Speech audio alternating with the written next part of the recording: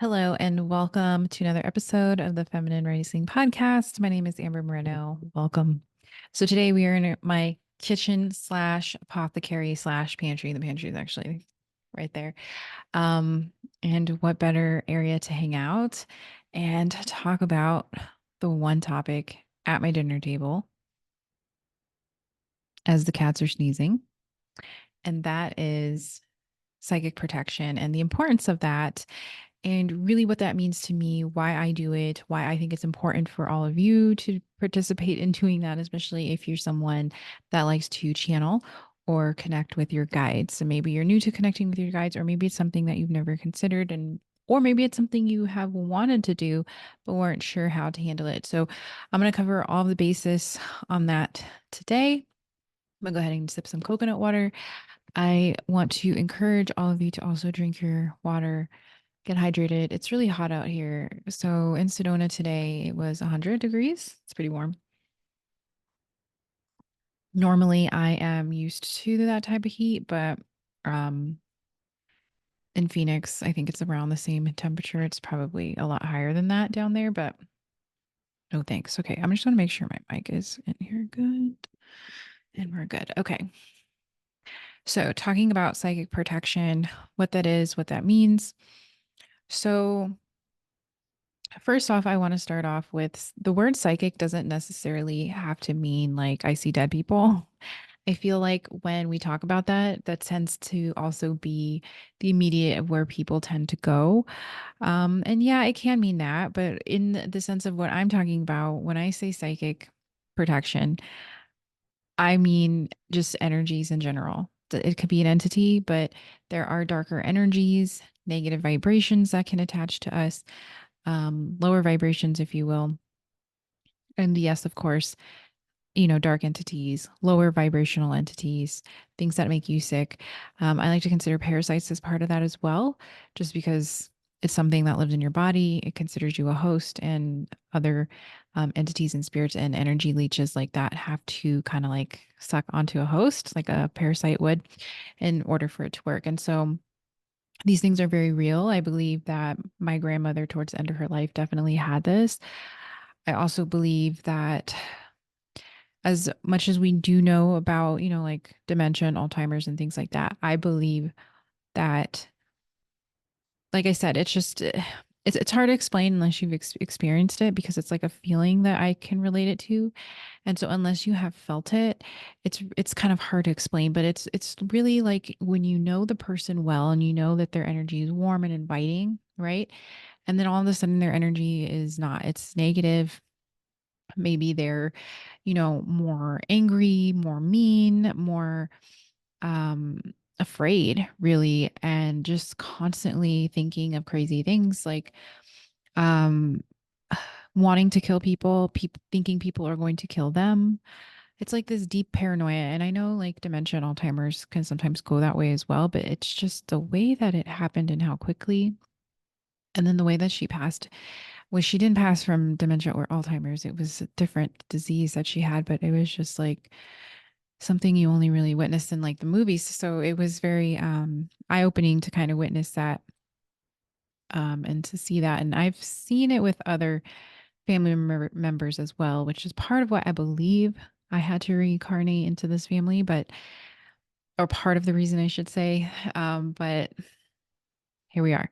So, psychic protection is real. It needs to be done. I'm sure you have probably seen people that have entities attached to them out in the streets. Not most. Let me take that back. Erase. There are homeless people in the streets that have entities attached to them. I have seen them out in the streets of Phoenix, Arizona. I'm sure wherever you live and whatever major city that is, you probably have seen them too. If you haven't, go to a major city, check it out. You'll see what I'm talking about. You'll start to see because you can tell when it's like a normal homeless person, meaning like, they have a soul still. And then there's the ones that they don't have a soul. They're completely gone. Who knows what has taken over them, but it's not that individual no more. That person doesn't exist. It's whoever this entity is. That it can happen. So psychic protection is something that's very serious. So before we walk into anything, and I don't care if it's like is your best friend who learned Reiki. Okay, I don't care. You have to be able to shield yourself and protect yourself against these things because we're entering into a whole nother dimensional world that can attach to us if we don't know how to prepare ourselves, how to quote unquote fight against it and protect against it. And so this is why I wanted to kind of talk about this because of that. We don't want to end up into these psychosis like states when entities are latched onto us, or worse, you're very, very ill and you can't get well.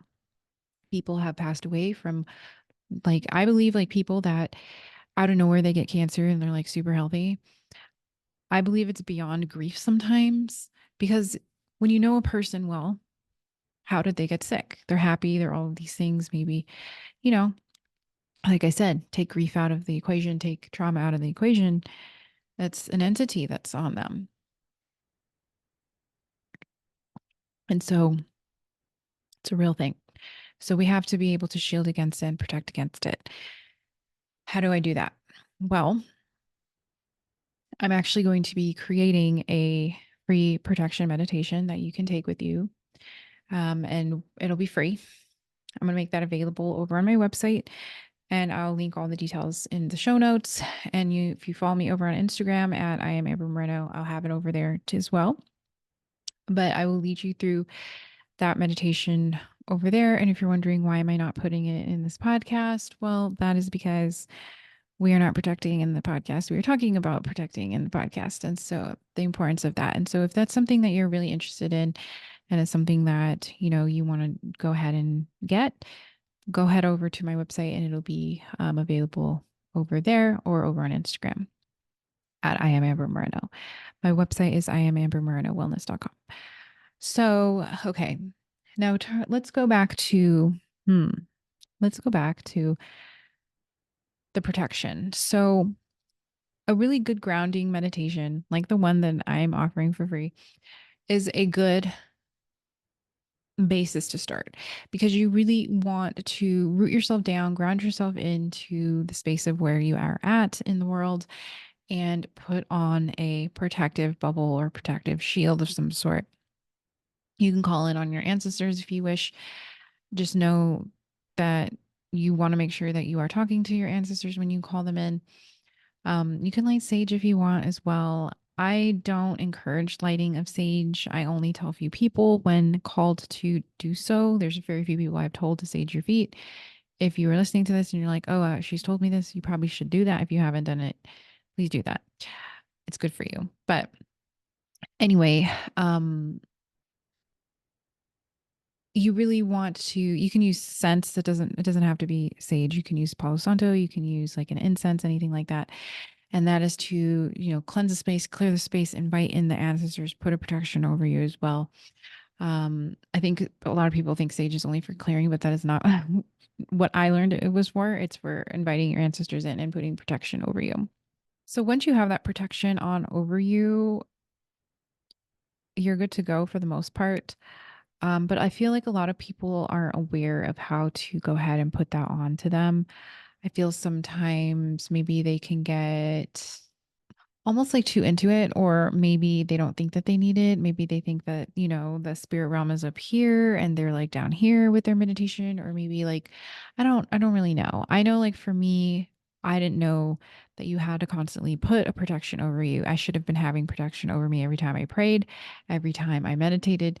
All of these types that I go into flow state, I should have had some type of protection over me because those are opportunities, like I was saying, for these dark entities, these negative, whatever, lower vibrational frequency beings to want to leech on. People are also part of this. So this is where discernment really comes in as well. And so going back to what I was saying, like meditation, it depends on the individual and it depends on where you're going. Because, like I said, if you're on a surface level meditation, maybe you're just trying to clear your mind of thoughts and you're not trying to like chant or get to an astral plane or things like that. You're just simply trying to clear your mind. I still think you should have some form of protection on you. However, I can understand and see why it wouldn't be necessary. However, like I said, I like to be safe. So, in that aspect, I would still have it on. But for some people, I know, like for myself, I can get answers really fast from guides and things, and I connect really quickly. I can channel really quickly when I want. And because of that, I have to have a source of protection over me at all times whenever I go into meditation.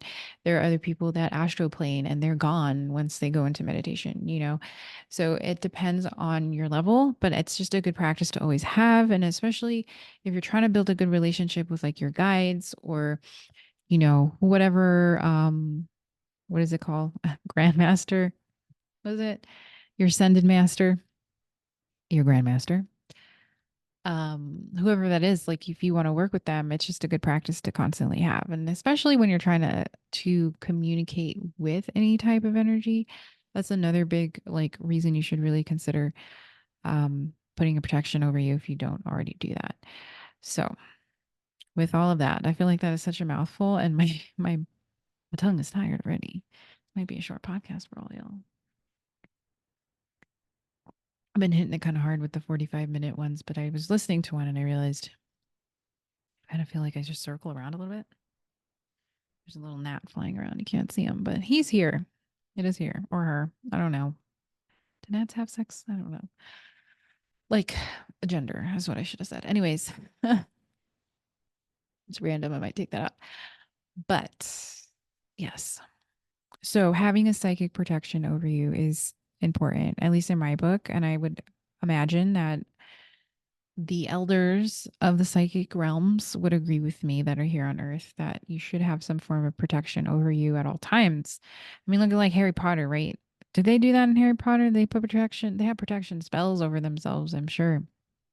But like I said, if you're any type, and like I get it, like some people are like, no, that's, you know, witchcraft and, you know, that's something else. And we can go down all of these different shoots all day long about like, you know, who is what is what religion, who's what beliefs, whatever. But at the end of the day, it doesn't matter. They're all the same to me. Like all we should all be putting these protections, like going back to prayer. So for those that don't know, I have an extensive background in Christianity. I actually used to be a Bible group leader for young women and young couples. Me and my husband, actually, his was young men and young couples, and we would um, host Bible studies and actually mentor um, married couples, which we actually kind of want to get back to that, but that's for another time, another day. But anyways, um, so with that being said, like with prayer, I'm a really hardcore prayer. Like when I get into prayer, I get into that flow state and I am channeling and we are fighting whatever spirits, okay, on the other side with our words, with our light language. And when that happens, though, I should have had a protection over me because I was going so hard in the paint that how do I know that the person that was actually praying wasn't a negative entity or, yeah, like a lower, I keep saying negative, but I want to say lower vibrational entity coming through me. I had no idea, especially then. You know, for all I knew, it was, you know, the Holy Ghost coming through. What is that even? You know what I mean? So, this is what I'm really talking about when I'm saying like it's good to have protections over you. I can't speak for other people and how they pray. Maybe you're just in it and you're praying, but I have seen, especially in Pentecostal churches, right? Like when things are like possessing over the people, like what is that taking over? Like, is that actually the Holy Spirit or is it your body releasing trauma? Like, what is it actually? Like, do we know? We don't actually know. They might know. I don't know. They say it's God, Holy Ghost, but I'm like, is it? Or is it like lower vibrational things that we're just attaching onto people because Jesus, you know? So we really have to be careful and really kind of pay attention to that kind of stuff. Um, but yeah, I mean, that's really all I can really say on the topic of psychic protection. We can go into discernment though, as far as picking people, and then I think I'll end with that. End you. I'm not gonna end you. So I think we'll go and we'll just edit that out. So we'll start here. So we'll actually just go into how to discern on how to pick somebody to work with in the psychic realm, whether that's getting a tarot reading, any kind of astrological reading, any reading in general, energy wise. It doesn't matter if it's Reiki. Like I said, it could be your best friend who has known Reiki. I don't care that you grew up with her. Like you need to have discernment and protection over that. You know, it could be getting baptized, praying, like all of these different things that we don't know or realize or educate. We're not educated on it, but using discernment on that. How do we work with those individuals that hold these high powers that claim that they do? How do we know that it's not a negative, here we go, a lower vibrational entity or being that's actually within that individual and they're not actually a human and we're just perceiving them because we still have a veil at the end of the day, right? That's why medicine journeys are so scary because we have that veil, we have these human senses that know how to function in the body, and when we try to leave that, that is where it kind of gets like jacked up, right? So if we're not used to tapping into those things, it can be a little bit challenging, but we do need to know how to do that. And so a good way in discernment is using your theta state brain. This really comes in when you really have to be working on your nervous system and really regulating it. So if you're somebody that kind of already does this, and you can do this through just really paying attention and tuning into the body. If you're someone that meditates, you're on the right track already, or you at least know what I'm talking about. But like I was saying, you have to feel it inside, and you'll kind of get those nudges, right? And so when you regulate that nervous system and you go into that theta state, you can actually muscle test. And when you muscle test something, it's kind of like using a pendulum. This is where I always laugh because it's like you could say it's witchcraft, you can say it's all these things, but we're energetic being, electric beings at the end of the day, and we're ruled by magnetic poles. So you're going to feel the pull. You're going to know what's right for you based on all of these different things that are happening in the air. Okay, it sounds crazy, I know, but it's the reality of where we live. So when you muscle test, you just ask yourself, show me yes and show me no. And when you do that, you'll be able to tell and you'll be able to discern. And you don't have to do that with people. You can do that with anything. I can do that with this coconut water. Like, if do I need this in my body? It's always going to say yes to me. But you know what I mean? Like that kind of thing you can do. That's muzzle testing. And when you use it towards people, this is what we call discernment. And this is where we tune into the individual's energy and we really kind of utilize our strategy and authority. Human design comes in helpful to know this. And utilizing that, we are then able to discern. For example, before I start working with anyone, I speak it out loud to my husband, bouncing off the idea. If I still am not sure, I will talk to myself literally in the mirror, just like this, but I'm looking at myself and asking, is this someone that I need to work with? And I weigh out the pros and cons verbally because that is my strategy and authority. The invitation will then come if I am supposed to work with that person. And 9 times out of 10, the people that I work with that have given me the invitation that I have worked with, we have gone quantum leaping like crazy. Now, the ones that don't give me the invitation that I'm not sure if I should work with, and then I don't use my strategy authority and I just kind of think about it and I don't really discern and I just like, oh, it's a good deal. Why not? Usually bad stuff happens. So you really want to use your discernment in that. Sometimes spirit saves me from those people though, and something happens where I can't make the appointment or whatever. I'm really thirsty today. I was outside in the garage earlier. So I was going to actually record this in the garage, but my husband said that would be funny to kind of talk about. Would it though? Would it be funny to talk about psychic protection in the garage? We'll save the garage for another time because I do use my entire house for my business. If the IRS is listening. Anyway, so yes, just really learning to use your discernment, and that's really all I can say. So if you're, like I said, if you're interested in getting that protection meditation, I will have the link down in the show notes and I will have that available for you. It's a really good meditation. It's only a few minutes long. It's not super, super long. I don't like to have super long meditations because I know like 5 minutes can kind of be like, oh my God, 5 minutes. I only have 3 minutes. So I try to make them a little bit shorter. So you can go check that out over on my website at iamambermurnowellness.com or Instagram at iamambermurno. You can follow me over on there. I'm really active on Instagram. So if you want to see like more behind the scenes, more of what I'm talking about, I'm trying to aim things, like I said, more towards the metaphysical, talking a lot more about, I want to talk a lot more about Christianity too, I think, for the rest of this year. It's been a hot topic that's been coming up a lot. especially with division that's been going on. And with the transits that we're in, it's very interesting. At the time of this recording, it's right before the new moon in Gemini. New moon in Gemini. Yes. Because it is Wednesday, June 5th. And at the time of this recording, this will not be posted then. It'll be posted later. But my point being is that with that, the transit that we're in, we have to look back at where Venus was placed. So she was, I think, last in Jupiter or in Gemini in 2020. I could be messing this up. I'm not an astrologer by any means, but I try to at least get some accuracy with things that are happening. But, anyways, if you go back to that time, that is what we are experiencing now. So, at that time, we were experiencing a lot of division on a global scale.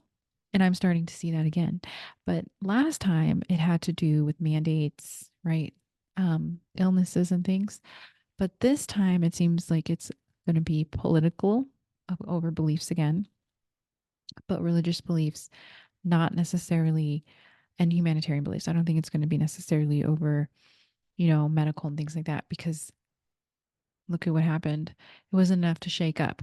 So we're headed towards this very interesting time. So I want to just talk about all of the things that I see and witness and come up. So like I said, I'm more active over on Instagram. So if you want to go ahead and follow me over on there, please do, at I am Amber Moreno. And yeah, and keep up to date with all of the things that are happening. I, yeah. Anyways, I will see you when I see you.